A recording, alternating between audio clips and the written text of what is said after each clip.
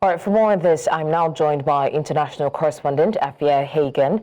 I'm also joined by the Reverend Father Lawrence Mduduzi Ndlovu, who is the administrator of the Cathedral of Christ, the King of Johannesburg in Archdiocese. I'll start with Afua Hagan. Afua, thank you so much for joining us. Can you tell us what do we know about the death of the Pope so far? So his death was announced just before 9 a.m. Our time, and it was announced by saying at 7:35 this morning, the Bishop of Rome, Francis, returned to the house of the Father.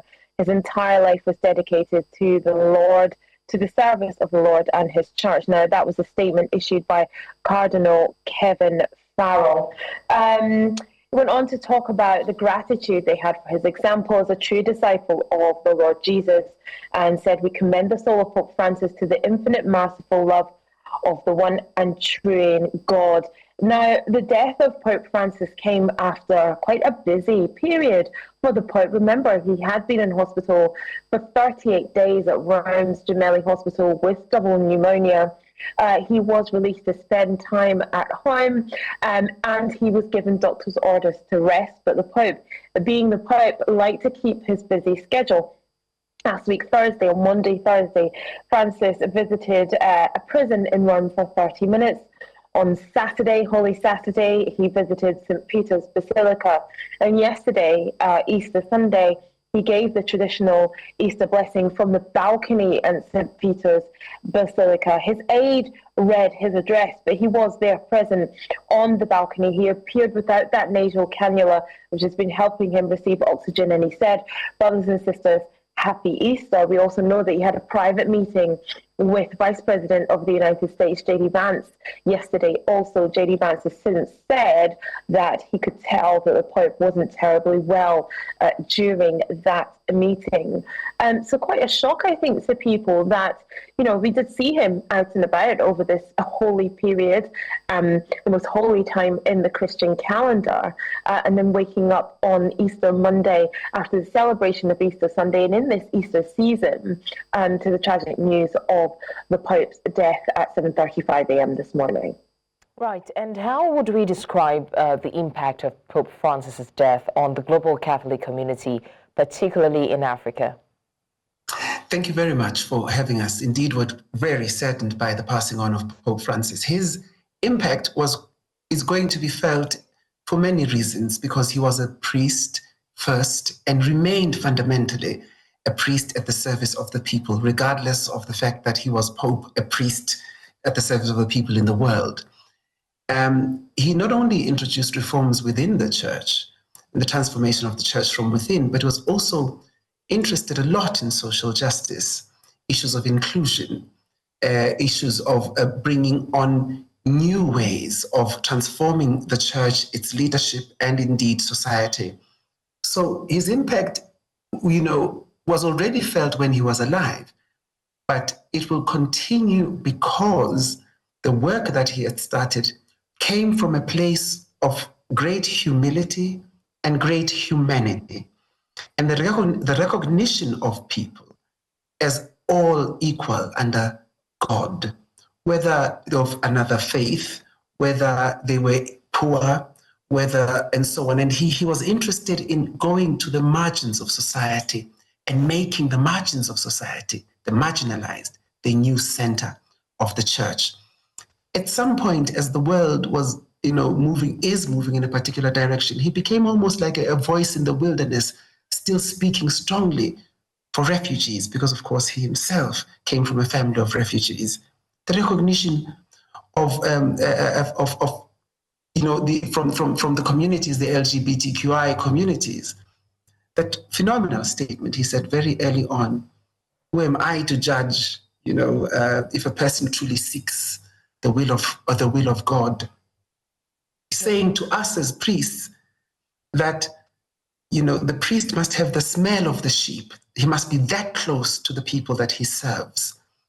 And speaking strongly to priests about, carrierism and clericalism and all of that, and putting the people at the center. This was his legacy, and taking the church in a particular direction, which we want to believe will transform the church ultimately. All right. I would also like to ask Afua this question. What would you say has been the reaction to his death so far in Rome and around the world? I know that we did read earlier about, the world leaders sending in their condolences and talking about how great a leader he was. But what has been the response of the Catholic Church and, worldwide regarding his death? Well, in Rome, around St. Peter's Basilica, crowds are gathering at the moment. The bells have been tolling since the death of the Pope was announced this morning. And around the world, as you said, we did have some reaction from some world leaders from Germany, from France.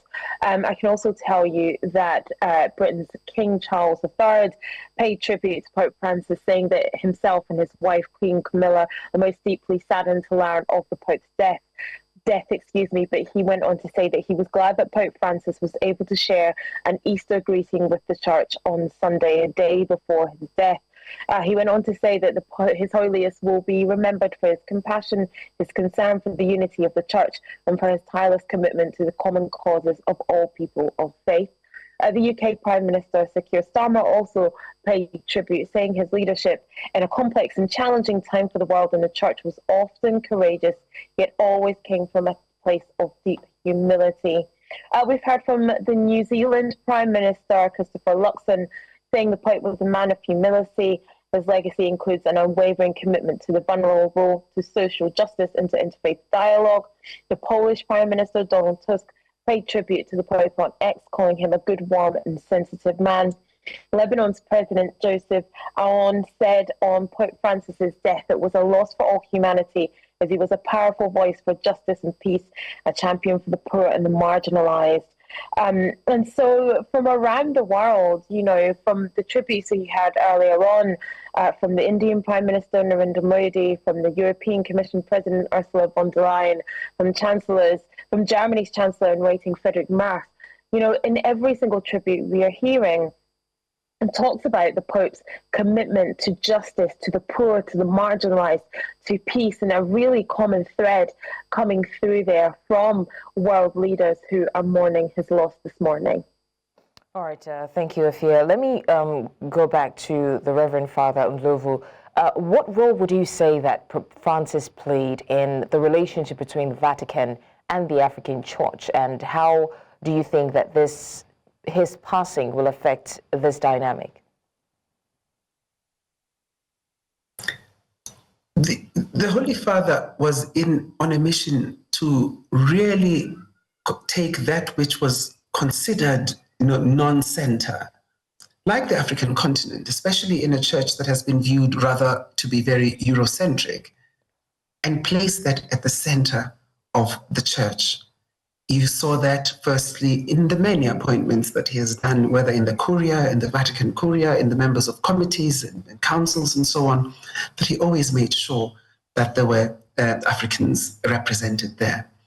But also, he held the African continent, which is one of the areas where the church is growing very fast, as a very dear part of the life of the church.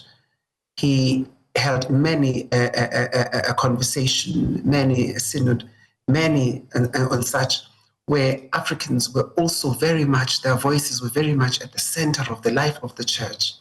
But not only just internally in the life of the church, the advancement for peace and transformation. He visited the African continent, and he intentionally chose to visit countries that are not always the ones that are always going to be elected or selected, the bigger cities and so on of the continent, because he wanted to show that the marginalized were important as well, those countries that perhaps people never really think about. He gave cardinals, for example, Lesotho had a cardinal for the first time under Pope Francis, and so on. But also the project of peace. He often spoke at almost every Angelus when he was offering prayers for the world and offering addresses on the world. He spoke about peace, whether in Congo, whether incidences across the continent of Africa, because he was interested in the well-being and the thriving of people, regardless of where they are, but most especially in the African continent. He held the African continent very dear because he himself thought of himself as one who comes from the New World, the non-European world. And so he had a great affinity for the African continent because it too is an important part of the world and a growing part of the faith itself. So I guess my last question to you, Reverend Father, would be what happens now after the death of the Pope?